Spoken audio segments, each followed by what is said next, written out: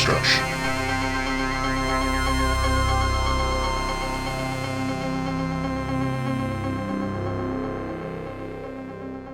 What's up, everybody? It's the HorrorDeconstruction. You can find us on Instagram, Facebook, but most likely you'll find us on YouTube. Give us a like, share, subscribe, hit that bell icon so you can hear more about us, what we do, because it's very important. I mean, if it's not important, then why wouldn't I be talking? What's up, everybody? It's the HorrorDeconstruction, and today we're going to be talking about Tokyo Vampire Hotel, which is a 2018 series which debuted on, specifically and only on Amazon Prime. Amazon Prime was trying to get more Japanese series and films out there, so good for them. I agree with that. So, Tokyo Vampire Hotel, miniseries in 2017, released in 2018. Minami is targeted by vampires on her 22nd birthday, and Kei, who possesses tremendous powers, tries to save her in a raging battle. On that day, young men and women are invited to a hotel where a huge matchmaking convention is being held with sinister intentions.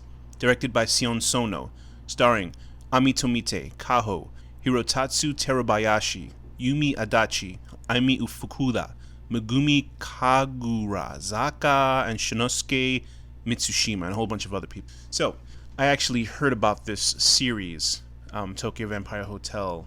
I guess they had a trailer for it a long time ago when Amazon Prime was really starting to kind of pick up the pace with its original programming and stuff like that, trying to directly compete with Netflix. And nowadays, obviously, we have so many streaming things, like a ridiculous amount of streaming things where cable is just gonna, I don't know eventually what's gonna happen to cable. I don't know, unless it's just for live sport, but even that has gone to Amazon Prime itself. We have Paramount Plus, we have Disney Plus.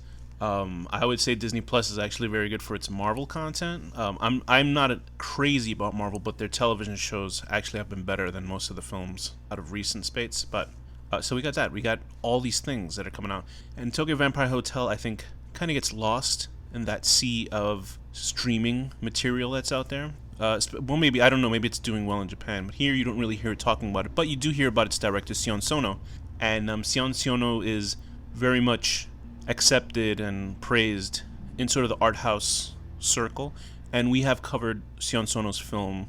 Initially, it's called Suicide Circle, or Suicide Club. A fantastic movie. I think Danny and I really enjoyed it. It's a really weird, surreal, not super surreal, but it does sort of go to this sort of art house tangent on the side. It's about a massive amounts of suicides that plague Japan, and there's this weird element behind it, and there's even a music scene, and you see some of that in this too. So I haven't really seen much of SION SONO's work, although I only hear positive stuff about it. He's a very unique director with his material, especially if you saw Suicide Club, you'd be like, oh wow, I've never seen a film handled like this, because that's like technically a horror film, but it was so weird. It's Lynchian in its strangeness, just in how it's executed as a movie. But it's a really cool film, and it's very funny, like darkly funny also. It's not outright comedy, but there's very comedic elements into it. But I was always aware of SION SONO, and there's a 4-hour film called Love Exposure that people say is like, some people say it's like the greatest film ever made. And I got it 15 minutes into it, and I didn't have any issues with it, but I was just like, 4 hours. This was before, like, if I was able to fucking sit 4 hours through Justice League, the Snyder Cut, which I actually thought was much better than anything else he had done with the DC Universe, then, I can spend 4 hours with SION SONO's Love Exposure, so I'm gonna actually watch that film. So I just for some reason I just sort of stayed away from SION SONO's work, and I don't know why. I have no clue, because I was like, if it's not horror, and I do watch films outside of horror. Like, horror is not like my main thing that I have to always watch, but we do it for the series. But I always sort of stayed away, and he's had a couple of great films, and I realized, why am I staying away from all these directors like Kiyoshi Kurosawa? When we got back, and we saw a couple of his films. One of his main ones that we reviewed early on in this series was Pulse/Cairo, and then recently we saw Seance and reviewed it for this channel, and we did another recent one, Cure, and when I saw Cure I was like, damn, like Kiyoshi Kurosawa was great. So then I saw Creepy, which is a great fucking film, great movie, and so I was like, well, why am I sleeping on SION SONO? So every time I'd exercise, I'd just pop on an episode of Tokyo Vampire Hotel, and you know what? It's fun. It's an extremely strange show, and it sort of shows its budget, and it shows a little bit of the limitations of Sono visually, but it's still really interesting what he does with it, because I think if he had more of a budget, he'd do a lot more visual stuff with it.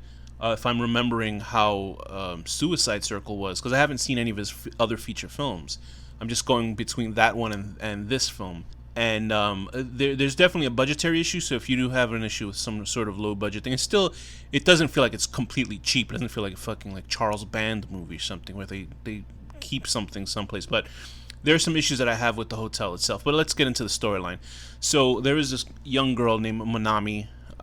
She is played by Ami Tomite, and apparently she's been in a lot of SION SONO'S work. I believe she was in Anti-Porno, but she is a pretty interesting actress. It's funny because she's either stark raving, mad, or she is like, crying for her life. And that's the two modes that she's mostly in. She's either super scared or she's insane.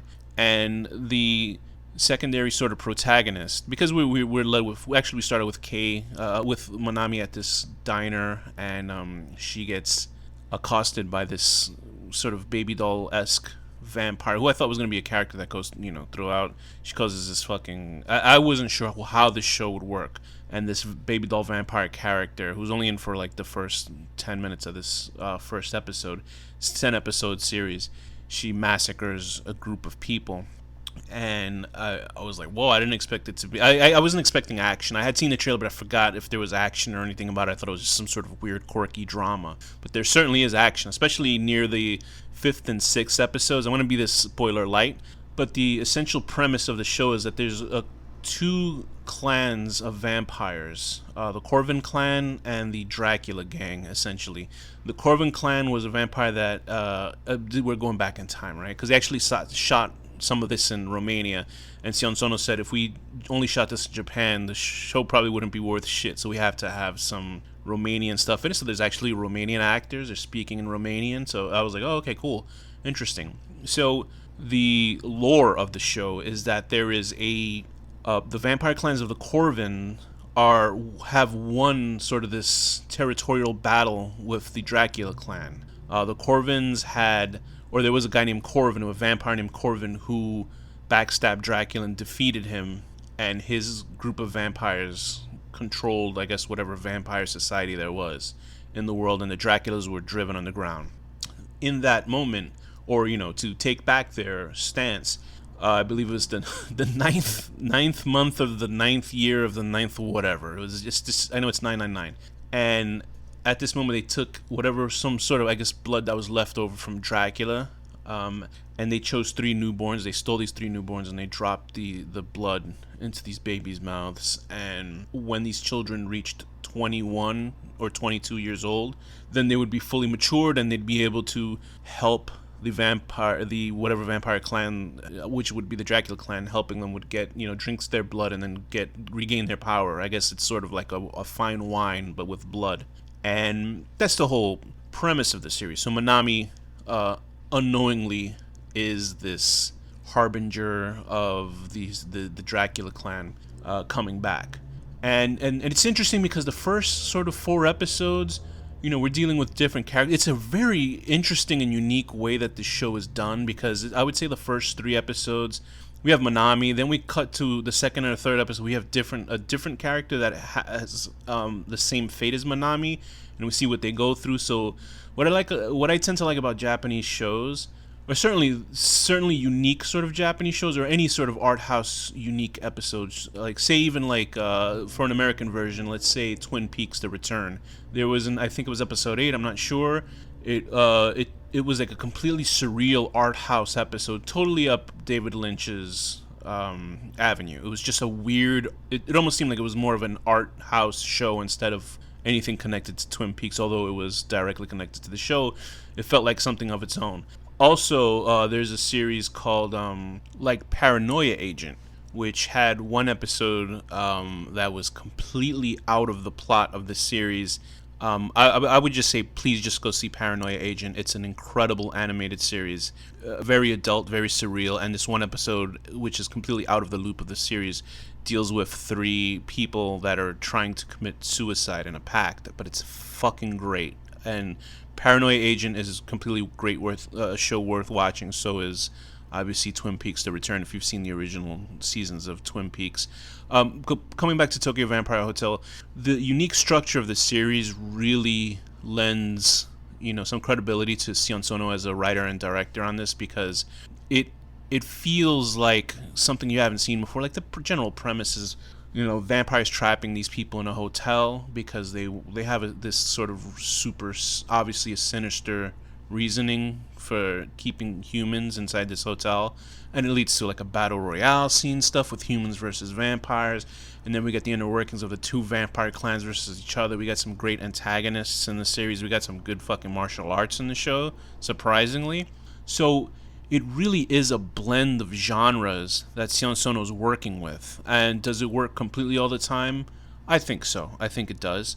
I think that there are some missteps, though, with plot points, because, unless there was a second season, but I don't believe there's going to be a second season to this show. I'm not sure. I would watch it, but sort of seems that the end of the show has a very finite ending to it. Although, there are some loose threads, but if you see any of his films, which I'm assuming, or if you just see any sort of abstract films anyway, there's always sort of loose strands, because in reality, not all stories are closed off. They kind of continue going on, and we do get an issue like that too.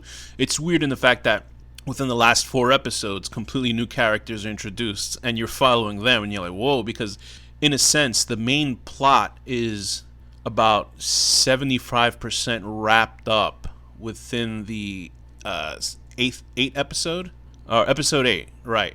And actually, it's only the last 3 episodes that introduce these new characters that we follow along, and we're like, oh, wait a minute. But you know what? Siono's such a good job that he does such a good job that these 2 or 3 new characters, or 4 new characters that appear and only have 3 episodes under their belt, you get a sense of who they are, and they have a built-in storyline to them, and it's interesting, and it's just like, oh fuck. So, for the most part, we're like, Manami, I don't know if she's a character that you really root for, other than she is sort of a plot point. She serves more of as a purpose as a MacGuffin in the show, than being doing anything actually for herself, because she's sort of tugged between all these characters, and Kay has her reasonings, and I don't necessarily like Kay. You're sort of forced to like Kay for certain reasons in the show. You don't have to like her. Her decisions are, have to deal with love, and the word love is thrown around a lot in this show. And Kay is trying to get Manami away from the Corvin clan and bring her back to the Dracula clan. And obviously, the Corvin clan wants her for their own reasons. And the hotel structure itself, I wish that there was a little bit more exploration with the hotel. I think this is where the budget shows in, because we don't really get a sense of scope and size of the hotel itself. The show's called Tokyo Vampire Hotel, and we only see maybe 3 major structures. We see the main hall, where there's a fountain there. We see the hallways, and we see rooms, but we don't see anything more than that. And then there's also what the hotel actually is, which is incredibly, it's just an awesome idea, and it's funny, but it's such a cool sort of weird, interesting plot point. That's all I'll say. I really don't want to spoil the show, because it's such a uniquely weird show. I do have to say that there's a guy named one of the antagonists, who I wasn't sure if he was an antagonist or not, because he was you think he's sort of a good guy in the first, but I think he eventually becomes a bad guy. He's Yamada. He's played by Shinosuke Mitsushima.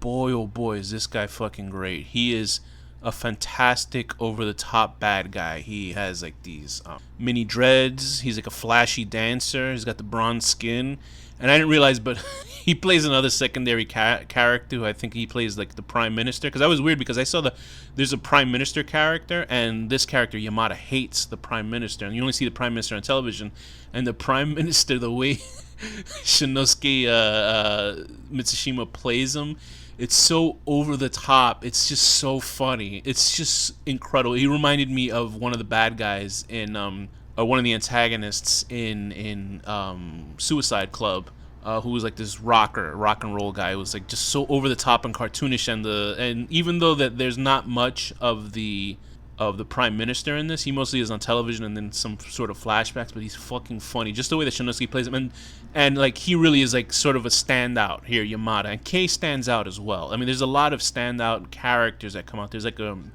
evil hotel employee, this guy that does like karate moves and stuff.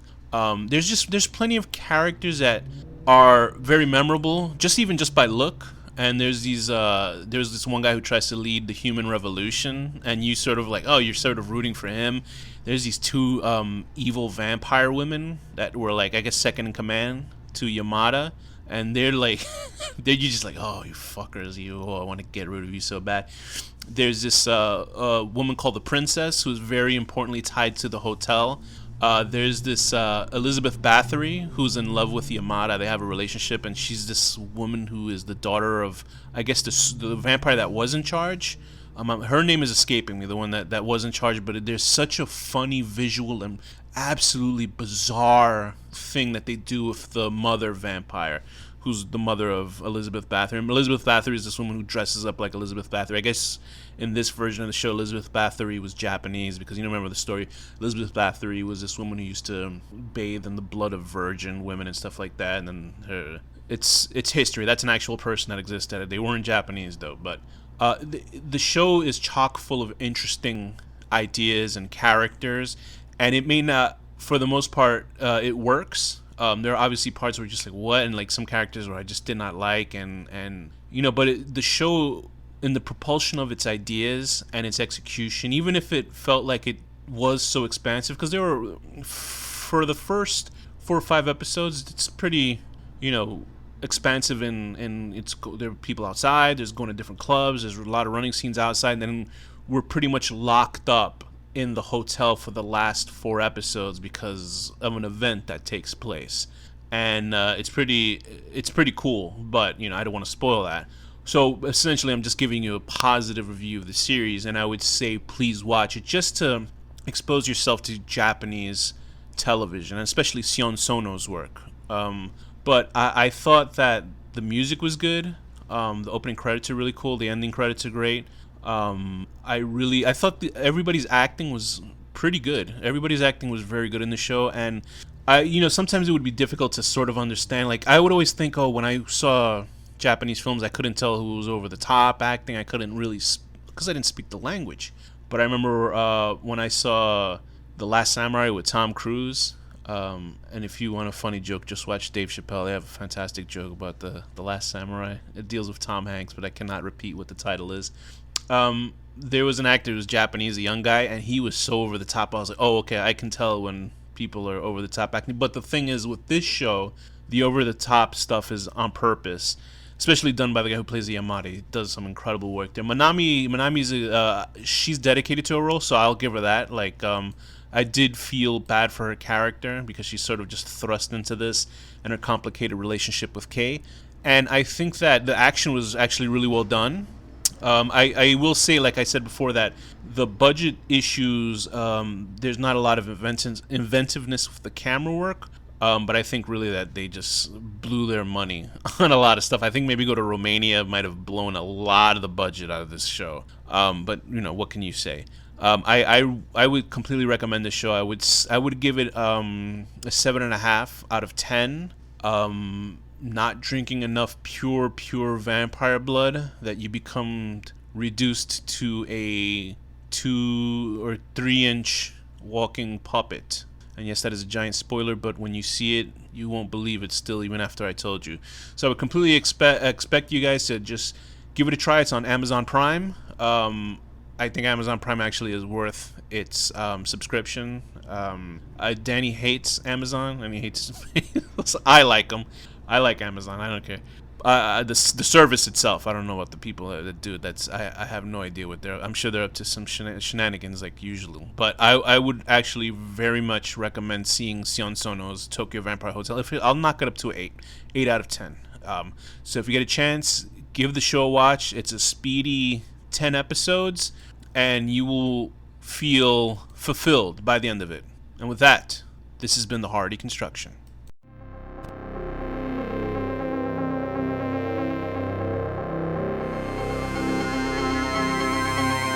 The HorrorDeconstruction.